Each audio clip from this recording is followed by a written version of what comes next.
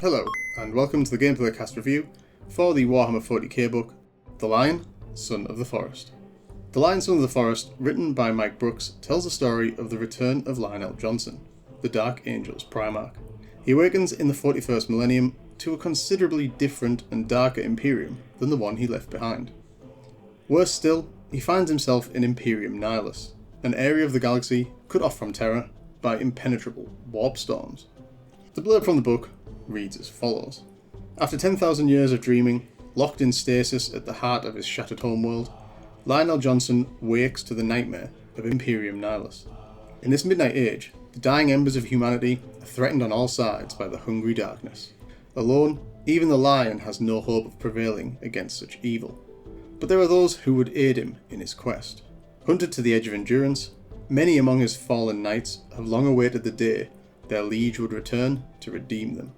The Lord of Shadowed Paths must gather these lost loyalists to his side once more and stride forth to vanquish a traitorous son and the twisted Chaos Warband that calls him master. Faced with these strange times, the Lion can be certain of nothing and no one, except for himself. But in a galaxy without the Emperor, without the Imperium, without his Legion, and without Caliban, who is he? Some background knowledge is definitely advantageous before reading this book. That said, I think the character development and story arc is pretty self-contained and intriguing enough that even someone unfamiliar with 40k can appreciate it.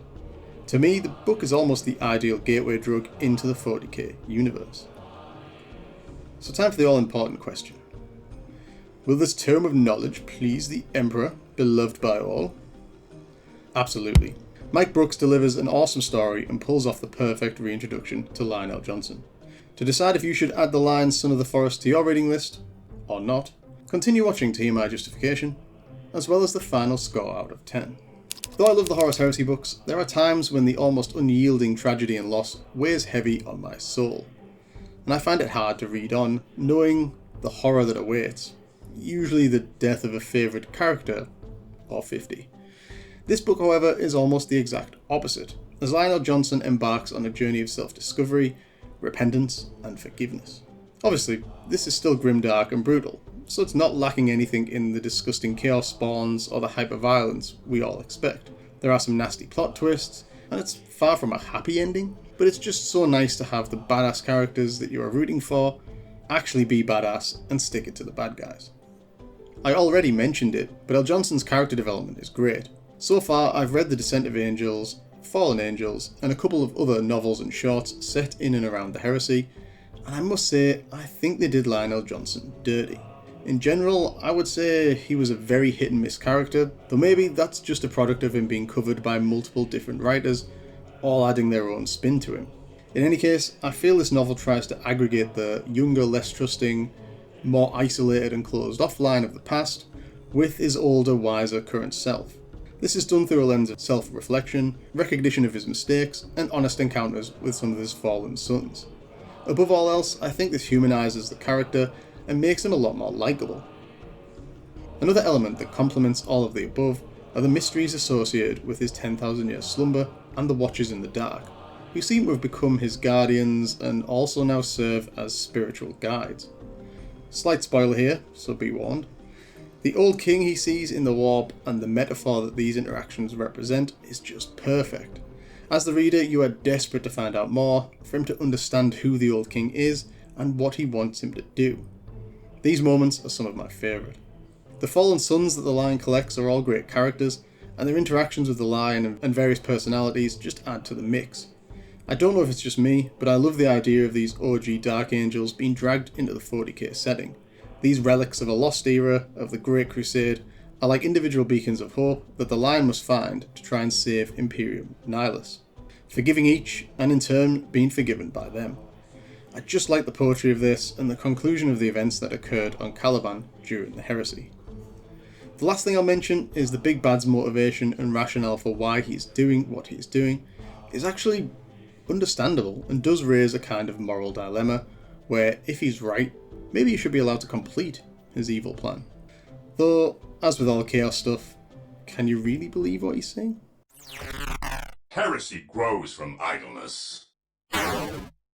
Sticking with the topic of the big bad, I may be misremembering, but he was balls deep into a ton of evil stuff before he learned about Lionel Johnson's return, and his original plan was just to get a hero of the Imperium and perform this chaos ritual on him, and then send him to meet the Emperor. But from what I remember in the lore, Guilliman was the first person to have an audience with the Emperor in like 10,000 years, so it's not the best of plans without the Lion, unless he had a crazy plan to get Guilliman, but since he would come at the head of a massive Imperial relief fleet, I don't think the Thousand Eyes would have had any chance against him. So with El Johnson, it's a great plan. Without, it's a bit of a weak point, maybe guilty of being a tad contrived. The Thousand Eyes in general are never really that threatening in terms of the narrative. Yeah, they do some despicable things to the locals in that region of space, but when the Lion engages them with the risen Dark Angels, well, you're never really overly worried, at least not about El Johnson. There is threat that his sons may not all survive, but I suppose the point I'm trying to make is that Serefax and the Thousand Eyes are fairly weak villains in the grand scheme of the novel and the 40k universe. That said, perhaps Lionel Johnson's inner battle is the real struggle, and in this regard, I feel that the book delivers. There isn't a huge amount more to actually highlight in my opinion as major flaws or complaints that stuck with me. There are probably areas that could have been tweaked and improved, and due to his new forest walking ability, the locales and story jump about a bit, but I don't feel that this is detrimental. Again, you could maybe complain about this new power, but I feel it's part of GW's plan that all the Primarchs going forward will have some supernatural / warp based abilities. Probably more to balance the fact that these guys are fighting with immortal Chaos Demon versions of their brothers than anything else. To be totally honest, the most annoying thing about this book was the fact that they didn't have the conflict with Angron, choosing to put it in the Arc of Omens book instead. This scope limitation means the book only really offers a localised story as opposed to something grander with more far-reaching consequences. Anyway, I'd be interested to hear your complaints with the book, so feel free to let me know down in the comments. Full disclosure, prior to this book, I was honestly pretty neutral towards Lionel Johnson and the Dark Angels. However, this novel really got me and flavoured my opinions on them in a big way. So much so, I decided to turn all my Marines from the Leviathan box into Deathwing and Dark Angels. I honestly think this book is a page-turner, and one of, if not my favourite Warhammer novels. I did see complaints about pacing and other minor things, but I really don't get that. I think the writer packed a lot in, and there didn't really feel like there was much filler at all, which is surely a good thing. Yeah, Serefax and the Thousand Eyes could have been a bit more threatening, maybe a greater sense of urgency could have been generated. Weighing this up against Lion's internal conflict, his character development, the Fallen Law, the band of Risen he gathers, the metaphoric moments in the warp, oh man, it's just chock full of intrigue, mystery, and action. Equally, Serefax, Baelor, and the Thousand Eyes are still cool. There's plenty of warp shenanigans and chaos depravity going on, so all you heretics out there won't be totally disappointed. There are twists along the way, most of which you see coming, but they nonetheless deliver satisfying moments. As a result, I really want to give this book an outstanding 10 out of 10 rating. I really did enjoy it. I both read and listened to the audiobook, and it doesn't disappoint even now. The narration for the audiobook on Audible is also fantastic, by the way. I can understand that some heretics amongst you might not see the book in the same sort of shining light as I do, but I still think it's a well-written and good book, even for those chaos fanatics and neutral parties out there.